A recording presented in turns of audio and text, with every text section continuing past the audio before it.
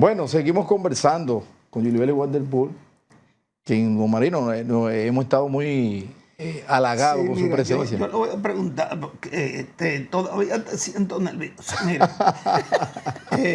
licenciada, mira, el tiempo se va pronto. Y sería bueno, vamos a hablar de una propuesta que continúan tratando de aprobar en el Congreso sobre el pago de obras que no tienen ninguna documentación y sobre la ley de residuos sólidos, pero parece que ese segundo tema lo podríamos dejar para otra vuelta. Sin embargo, el primer tema fue que aprobaron, incluso enviaron al Poder Ejecutivo la ley para promulgación y el presidente no la promulgó, que es pagar obras que no tienen ninguna documentación, obra o lo que sea. Deudas públicas. Sí, deudas públicas, pero de nuevo, volvieron con el tema. Óigame, es el único ingrediente que varía. Que se pague adelante y se haga una comisión para investigar después si esa obra... Si cumple o no para pagarla. Entonces, pero ojalá yo que me paguen. Yo hice 2 edificios y no me lo han pagado. Usted ve la doctora que están al lado del aeropuerto, la hice yo. Pero no tengo papeles. Sí, ¿Cómo se resuelve eso? Dígame. Mire, parece que hay mucha prisa con relación a garantizar que esos recursos lleguen a esos supuestos oferentes del Estado. Y digo supuestos porque nosotros no hemos visto, ha debido crearse un protocolo, un pliego de condiciones para disponer cómo pagar esas deudas públicas. El Estado tiene irregularidades, pero esos oferentes deben tener, si son obras, deben tener ubicaciones debidamente recibidas por la institución. ¿Algún contrato? Una orden de compra, o pueden tener, en el caso de servicios o bienes, deben tener conduces que entregaron, porque yo no puedo libremente, porque alega a alguien que le fue contratado, que se le hizo una llamada y le contrataron una obra por teléfono, que son algunos de los casos que yo he escuchado, y yo voy a creer fielmente. No es que dudamos de nadie, pero el Estado se sustenta, todo tiene que estar sustentado en la motivación, en que haya documentación, actos administrativos, y los actos administrativos son los que van a definir la voluntad de decisión en la administración pública. Y es muy ligero que yo decida cubrir un sinnúmero de deuda que no está sustentada y que sobre todo yo no sé que eso llegó. Y usted apuntala algo de que qué sentido tiene yo pagar y después revisar. Pareciera como que no nos importa lo que pase con los recursos públicos. Yo tengo que hacer una auditoría a esos expedientes y posteriormente determinar si es viable pagar. Aunque el Poder Legislativo tiene esa facultad, pero no exime de responsabilidad a aquellos legisladores que libremente dispongan cómo se va a destinar el presupuesto público al margen de lo que establecen los procedimientos, sin un papelito, sin nada. Entonces, aquí hay un alto riesgo que compromete la transparencia, la ética en la administración pública y sobre todo el buen uso de los recursos. Aquí pudieran darse ciertos fenómenos de desviación de poder. ¿Y por qué hablo de desviación de poder? Porque esa facultad que la Constitución le da al Poder Legislativo puede estar siendo usada para fines distintos. Y eso es muy grave si fuera esa la razón. Otra cosa, además de hablar de eso, de desviación de poder, es una facultad que yo pudiera discretamente utilizarla para yo financiar campañas electorales o pagar deudas de carácter político que no fueron deudas acumuladas producto de bienes, servicios u obra. Y si yo no tengo un documento que lo sustenta, y en derecho, vámonos a derecho común. Cuando usted contrata y usted no tiene un documento, dicen el que paga mal paga 2 veces, pero el que trabaja y no sustente ese trabajo en base a documentación no va a tener forma de cobrar, de manera que hay una corresponsabilidad. Si ese oferente o empresario de un servicio no se sustentó en lo que establece la normativa y en su momento debía tener hasta un papelito del presidente. Pero habían documentaciones que le permitían a usted probar que usted fue contratado. Lo había. Independientemente de la calidad que tiene el Congreso para hacer ese trámite de que se pague, como decimos, sin documentación o demás, ¿eso constituye una violación también a lo que son las contrataciones y los pagos del Estado?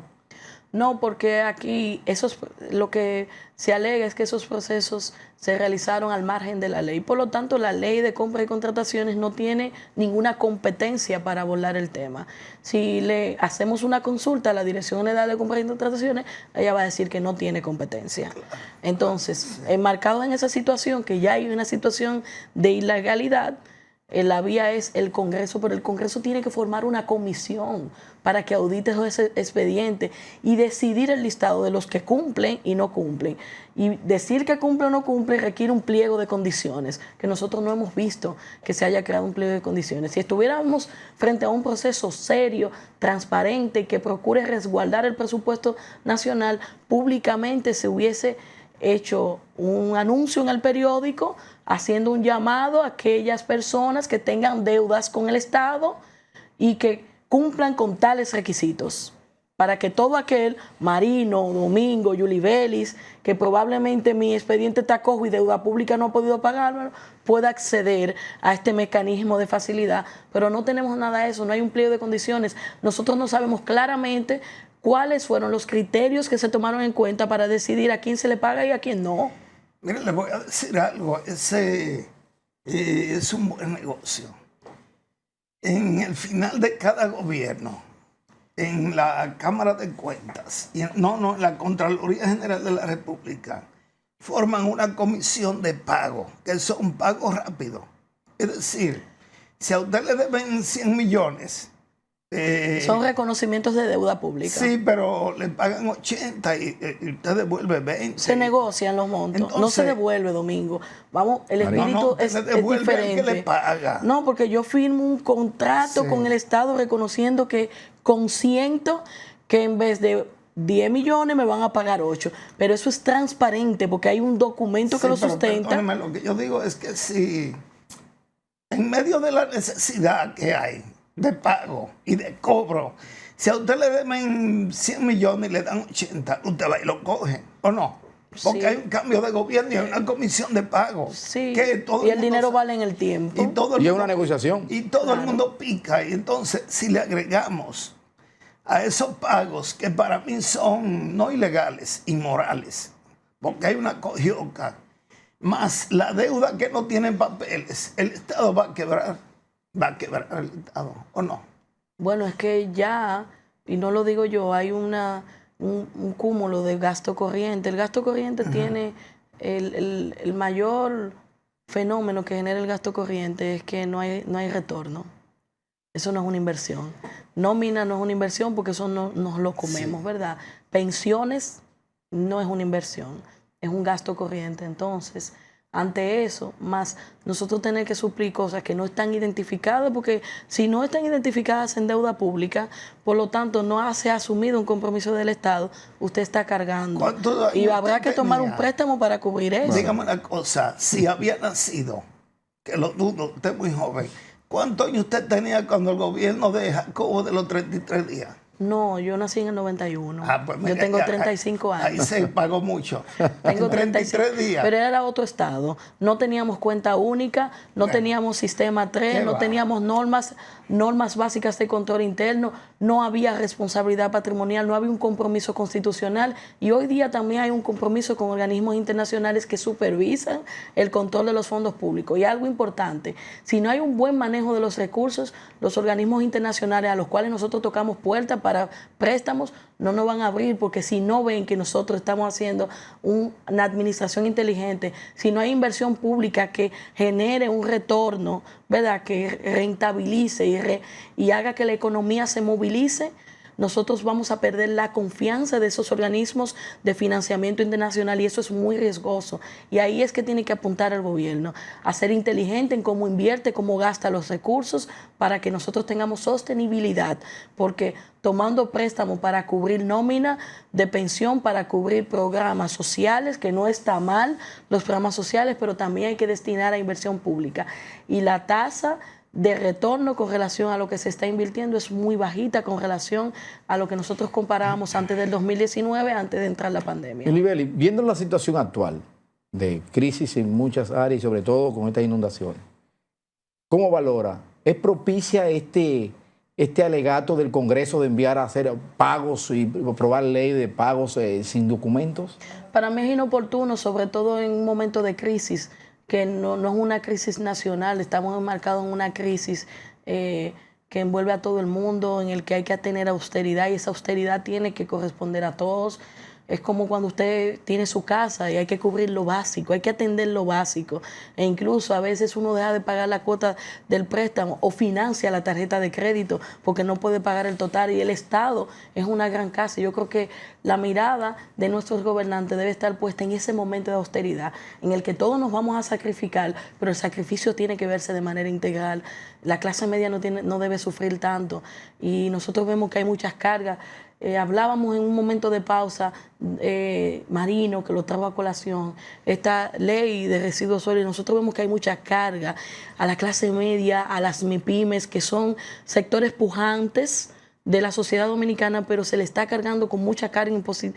Hay muchas cargas impositivas que pesan sobre sus hombros. Eso te genera dos cosas: desaparición de MIPYMES o el hecho de que yo vaya a la informalidad, porque yo no voy a poder cubrir TCS, dar frente a la DGI también un impuesto sobre lo cual yo no he producido, el anticipo. Todo eso lo único que genera es una trampa que lleva a la informalidad, y la informalidad no nos conviene, porque no es solo el hecho de que ese microempresario esté al margen de la recaudación. Detrás de eso hay un desamparo de la protección social que viene dada por la seguridad social de los empleados, y hay familias que van a carecer de esa cobertura. Porque, hay que aclarar, la gente no conocía esto de ley de residuos sólidos, aunque existía, pero la gente entiende que la ley es pagar la basura. No es pagar la basura al ayuntamiento. No, eso es algo aparte. Sí, pero la gente no lo Para sabe. la gente es pagar la basura. un impuesto especial. Sí, exactamente. Ahora yo te pregunto,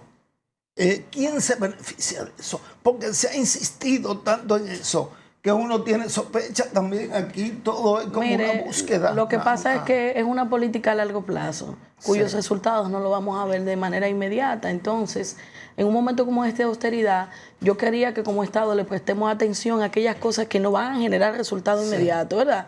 Porque todos vamos a colaborar para que eso sea posible, pero nosotros primero tenemos que pensar en educación. Antes de nosotros establecer un impuesto que cargue para el manejo de los residuos sólidos, yo tengo que educar a los niños, niñas. ¿Pero en qué me beneficia eso a mí como ciudadano? ¿En qué? En el manejo de eso, bueno. Dígame, pues yo pago la basura. Mejorar el servicio. Es que la basura tiene ciclos, Marino. Bueno, pues ese Tiene ciclos, es reutilizable, hay beneficios que se genera energía, se generan otros productos a partir de ella, pero detrás de eso también hay un mercado, que eso ya es un sector privado, con el cual habrá que hacer alianzas. Tiene talento desde que la conocí, dije, de la mejor. Bueno, y nos faltó siglos seguir discutiendo. Señores, hemos llegado al final de su programa Sobre los Hechos, dándole las gracias a Yuli Vélez por haber estado con nosotros, quien es especialista en Derecho Administrativo y Compras Públicas. Será pues hasta una nueva entrega de su programa Sobre los Hechos.